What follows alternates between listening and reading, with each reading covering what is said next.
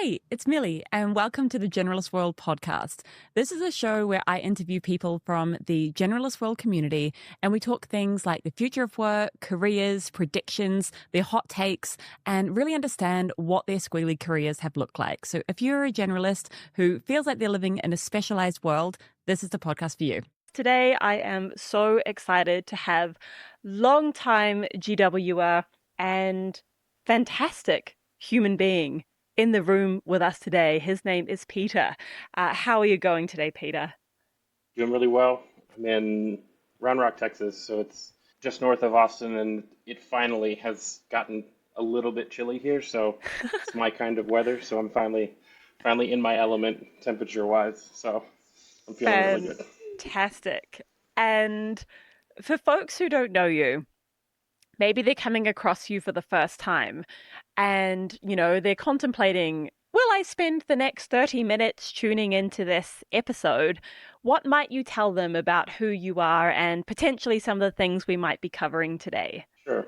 Yeah. If you go on LinkedIn, my official job title is a senior technical support specialist, but I think the simplest way to kind of capture all the things that I do and the way that I'd say it now is that I design systems that let people tell the truth about how they actually work without paying for it later.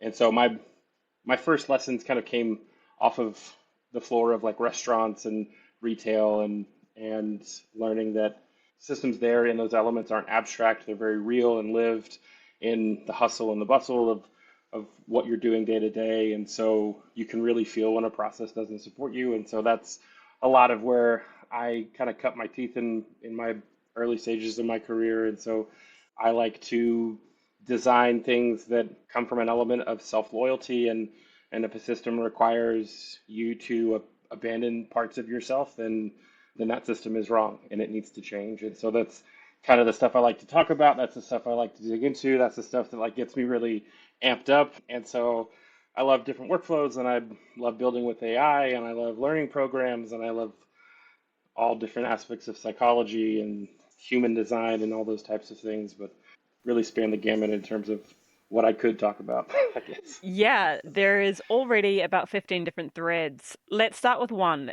It's a topic or a term that I haven't heard before, self-loyalty. What does that mean to you?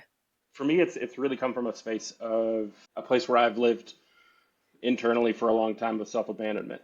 Mm. And so a lot of the internal environment and world that I lived in, and ways that I operated to people please, and the career choices that I made and decisions I made in terms of like what paths I chose in my career were made in a way to either please the people that were in my leadership, please the people that were important in my life at that time. And so they were made in such a way that I was abandoning the parts of myself that I either wasn't aware of or that I wasn't ready to stand up for. And so the other aspects of that is like that's a very real and personal and like internalized format of that. But then there's a lot of systems that exist inside of our corporate world that don't really honor the people that are in them. And so they require you to abandon parts of yourself or parts of what is important to those people or what is important about those people because they lift up elements of the system or the externalized parts of the system while not necessarily supporting the people who are actually working inside that system. And so that's kind of where I like to sit in that. That makes so much sense. And yeah, I'll be mulling over and sharing that term. Take me back, Peter, because I know that you have had somewhat of a roller coaster of the last 12 months. And I don't know if it was around 12 months ago that I know you were in a very different place to where you are now. Could you take me on that journey? Take me back to 12 months ago. What was happening and what were the kind of transition or trigger points that have brought you to where you are today? So 12 months ago, I was a few months out of a PIP, a performance improvement plan that I had been placed on earlier in that year. It was one of the kind of the rawest moments of my life, and I was faced with a lot of choices, really. I think the hardest thing I had to confront was myself and like really look in the mirror of not just like what I wanted to do, but but the kind of like worker I wanted to be, the kind of work I wanted to do. And what's changed and what started to change and what like I had needed to confront in that moment was I needed to stop interpreting friction as personal failure. And I think that like what I realized was that like when I experienced friction, it was a signal that either something wasn't working or that something that communication needed to happen, and not that like I failed or that something else failed or something like that. And I started to confront these parts of the systems that I had built for myself internally, and realized that like one, I hadn't been building that many. I didn't really have that much built. And I also stopped trying to fit myself into boxes that weren't built for me. And so like I was trying to like expertly fit myself into these like systems or workflows or boxes, and try to like make the work that I could do fit into them or like show up inside of them. And like, oh yeah, look, I can. And it was kind of like this really weird house of mirrors where it was just like, okay, if I adjust it just right, like I can kind of get what I'm doing to make it look like what they want or make it look like it, goes in this box. And it's like, that's not what anybody's asking. And that's when like the light bulb started to turn on, was like the question mark, like finally like, disappeared. And then I asked myself the real question, was like, did anybody actually ask you to do that? Did anybody say the words or write down the question or like send you the Slack message that said like, hey Peter, can you do this exact thing that you've been trying to do for the last like 6 months? And I'm like, no, I just interpreted something. And again, like there's a lot of things that like could be clarified, or I could have asked questions, or some people could have there's a lot of he said, she said, this, that, that's that, like whatever. But like at the end of the day, like it's very clear what my job is. Like it's very clear what I'm supposed to do every day. And that's when I had the option to either take ownership of that or not take ownership of that. So I shrunk my focus. I shrunk my sphere of ownership, and I was like, all right, I'm only going to own these things because that's all anybody's asking me to own. And then until I'm so good at these things that I can do them in my sleep, and that like I can literally not worry about them at all. Like I'm not going to think about anything else, which is exactly the only thing anybody's asked me to do so far. And so I did that for 6 months. And then I did that for another 2 or 3 months after that. Done a couple projects, and then fast forward, you know, there I was 12 months later from this PIP that I had been put on. And that year of consistency, that year of effort, that year of just like putting in this work, showing up in this effort, doing these other things, because I had become so consistent in my work. I become so consistent in my effort. And like over time, I had started doing other things. I had started showing up in various ways outside of just like what I was consistently asked to do every day. I led the first support AI fluency curriculum, like building curriculum for our support team, and built a 4 week AI fluency curriculum for our support team in 28 days with 4 other people on our team.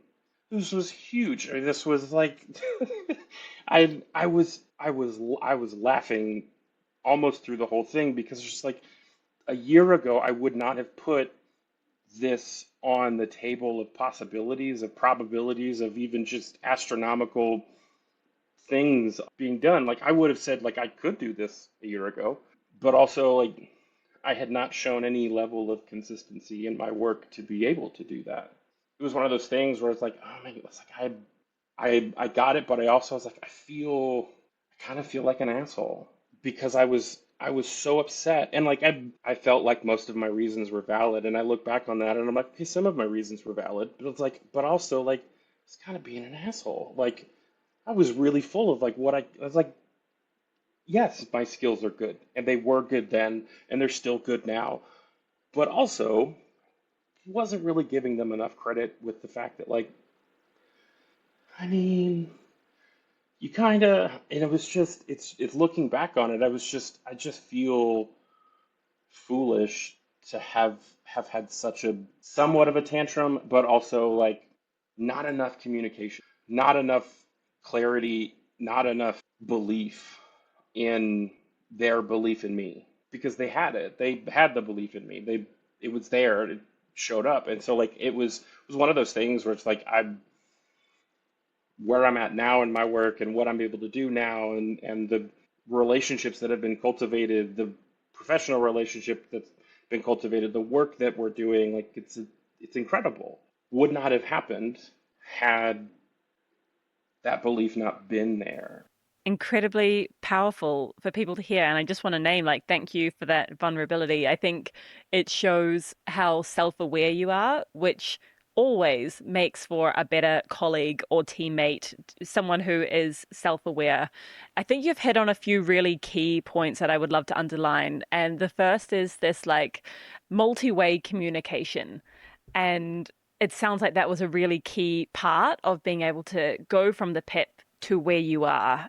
I also think there's something to this is going to really resonate with generalist folk who are like, I can do absolutely everything, and there's all these different things I can do. And in doing so, sometimes that's how you're going to burn yourself out. And I love that prompt of coming back to being like, hang on, nobody asked me to do this. This is just it's a blessing and a curse of seeing a problem and just wanting to solve it. So I think that's a really important message for people to hear, that there is no trophy for being the one who burns themselves out to the point of doing everything. And I just wanted to touch on, because I'm imagining like someone listening to this might be in a similar position. They might be in a point of their work where they're like, oh, I'm really struggling and I know I can do good work here, and yet I'm not doing it because of the shape, because of the communication, etc. So what would you advise them to do if they are in that situation, if they know they can do better work, they feel like they're not reaching their potential in that space? Is there anything kind of practical that you would, or prompts that you might have them start with? Yeah, this was tough. This is really tough when you're in it because you're either ready to hear it or you're not. And I was not. When I was really in it, I was not ready to hear.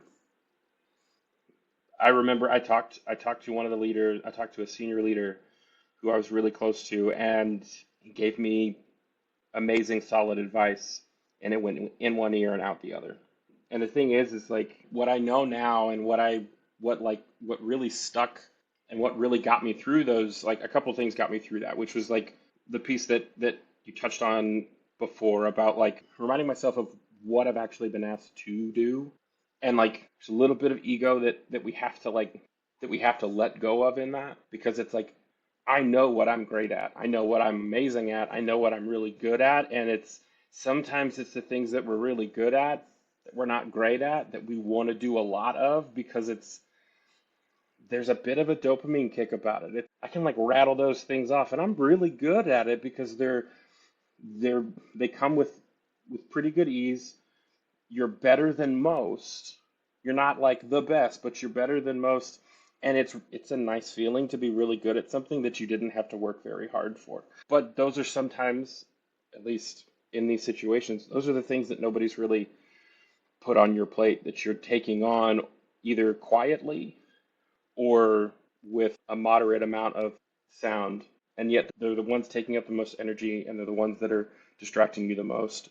And that is the kind of stuff that's like I had to let go of and be like, okay, like if I have enough energy at the end of my week, day, etc., to do those things, then I'll do them, or I'll do something like them to give myself the fulfilling feeling that I'm looking for outside of whatever this is. And then this other piece is the piece that that was really the big shift, which was like imagine that like I think for a lot of generalists we tend to be people who are altruistic. We like doing things for other people. We like the idea of like building things up for somebody else. And I think that if this was this was hard for me because I struggle a little bit with like self affirmations. Struggle a lot of it. Let's be real.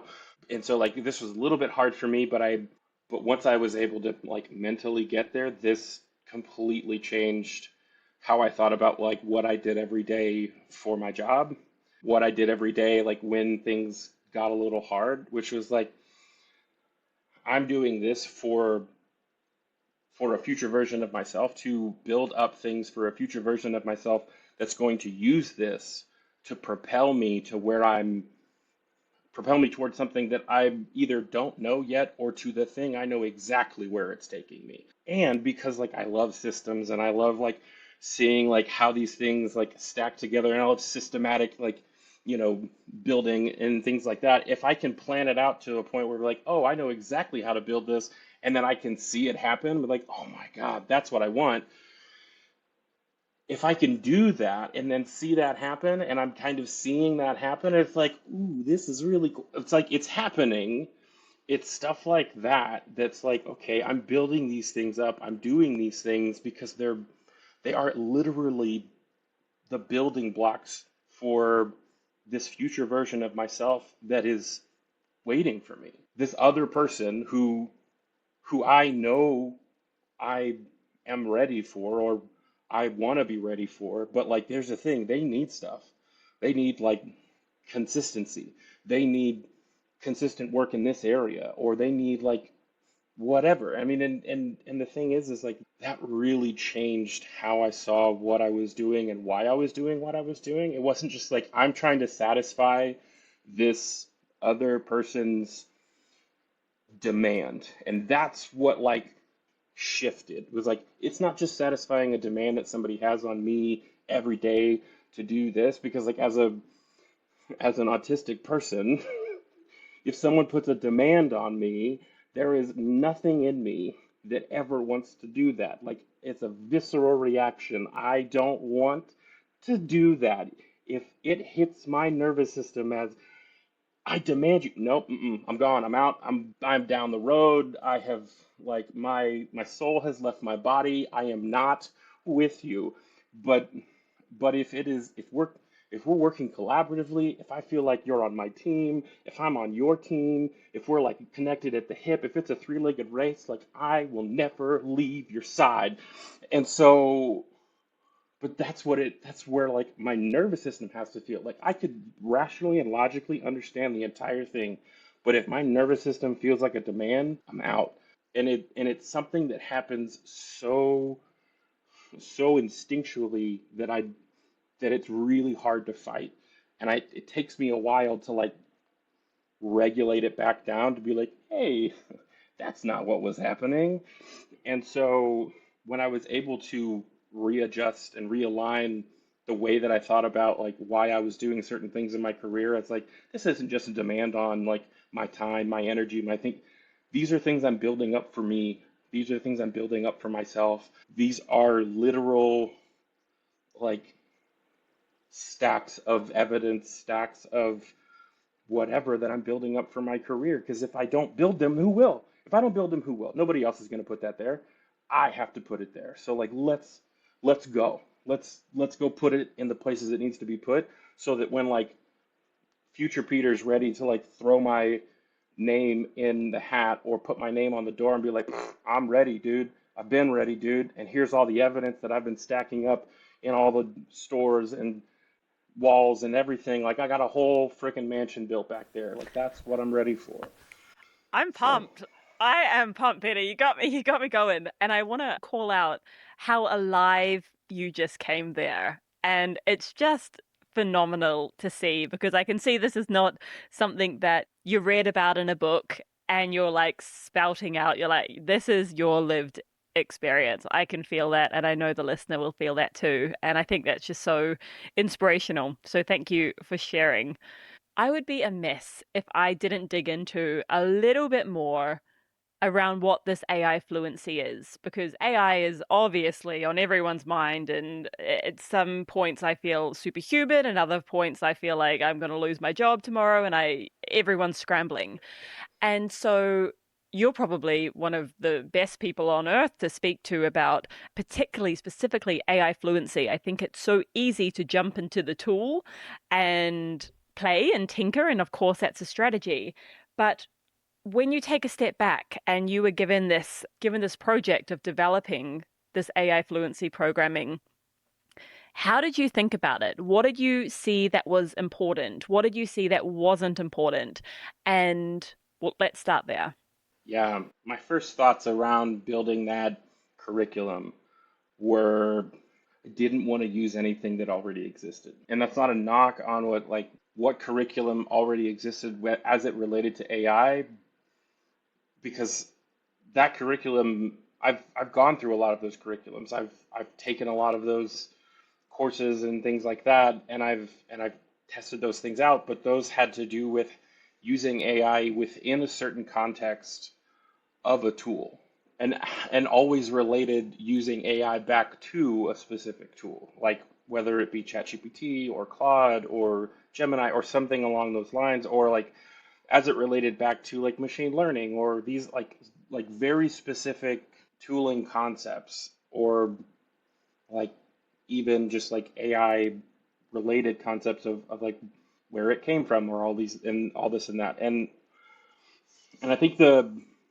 thing that we were trying to do within the AI fluency program was very specific. Is at Zapier we're using AI to build out AI orchestration workflows. And so what is that? Like, one, but two, like, how broad can an AI orchestration workflow really be? And then like it can really just run the gamut. So an AI orchestration workflow is literally like anything you can do with AI to orchestrate, or to, let's put this in simple, in more words that don't create vague meanings, using AI to connect several pieces of your data, your softwares, your tooling,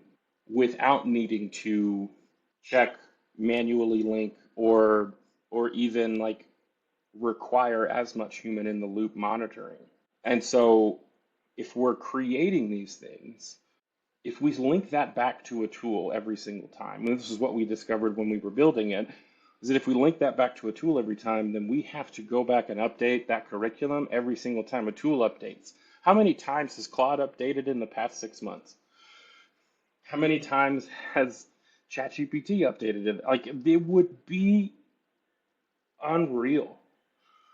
And so for a support team inside of a company that's already like, you know, dealing with all of the apps that Zapier supports, that's really hard. And so like we're creating a curriculum that we're trying to use to help upskill a team in their AI fluency. So it's relating it back to, okay, well, what about how we use AI as opposed to just the tools we use it within? And so that seemed like a much more like evergreen way to go about building out this fluency curriculum. And it also allowed us to adapt it to different tooling and things like that.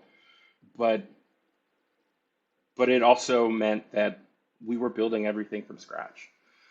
We could lean on some of the concepts and some of the things when it came to like prompting and different things that we had learned and pulled from various curriculums or various things that had been pre-built in different areas. But for the most part, everything was hand built from everybody in the team. It kind of mirrors for me how I see the evolution of skills and learning evolving as well. So, for example, instead of this really deep focus on, okay, we must learn this one particular skill and hone the skill, it's about this meta learning and like, how do we learn how to learn? How do we build these continuous feedback loops of how to learn? And my sense is this is kind of, it mirrors what you're saying, where it's not necessarily this is how to use the exact tool and Zapier in this exact specific way, but it's how do you learn how to use this technology that is consistently, as you said, by the time we finish this episode, it would have changed again. Like that is how Yeah, fast we are talking. yeah. When I was leading this team and I was thinking about like, okay, when you think about the term fluency, like I don't know, I'm a very literal thinker, and so I'm thinking, okay, well, if I'm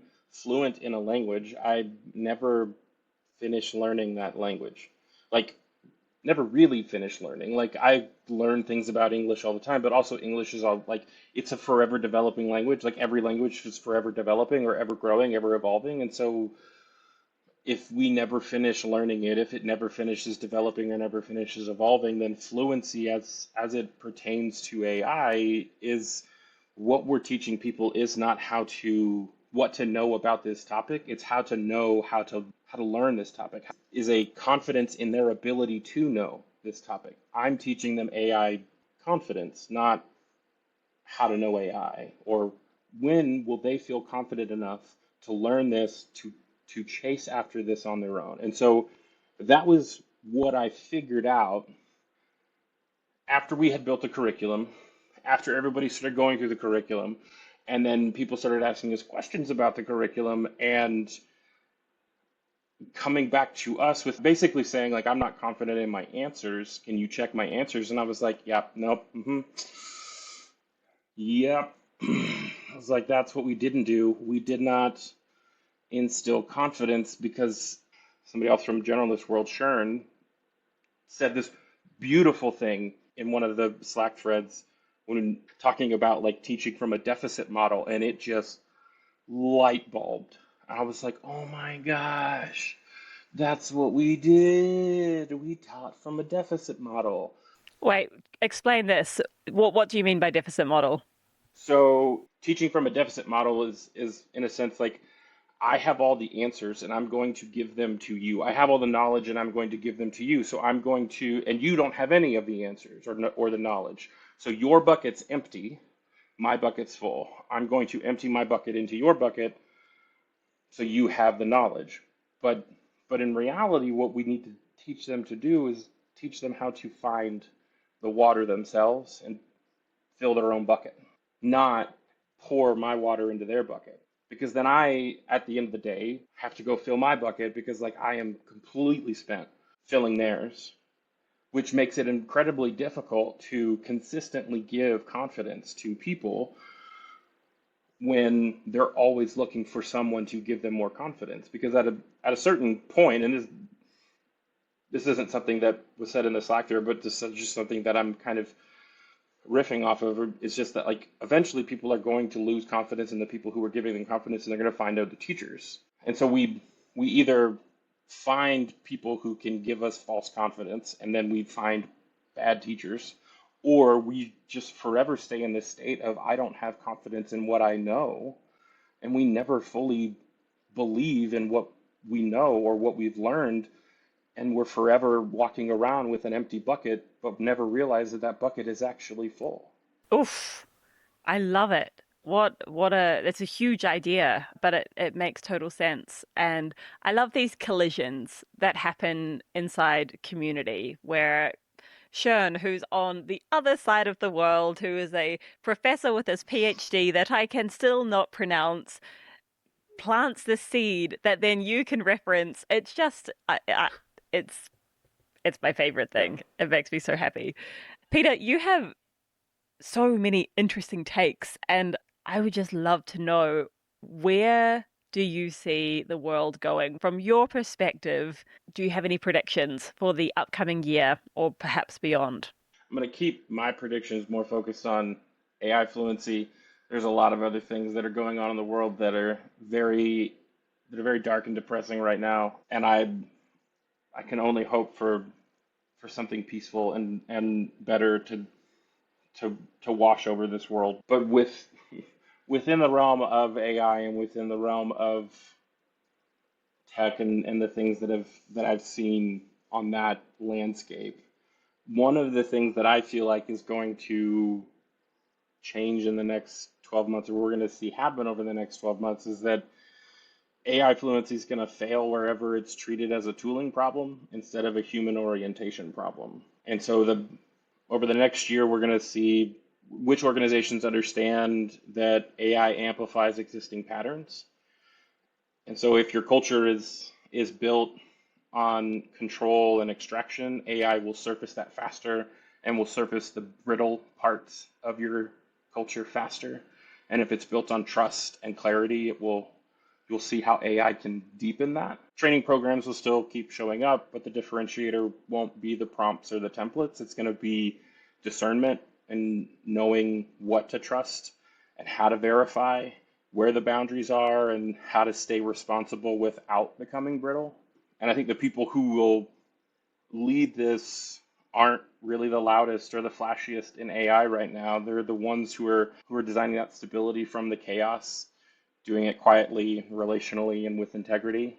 AI is an amplifier. It's not the redeemer of business right now.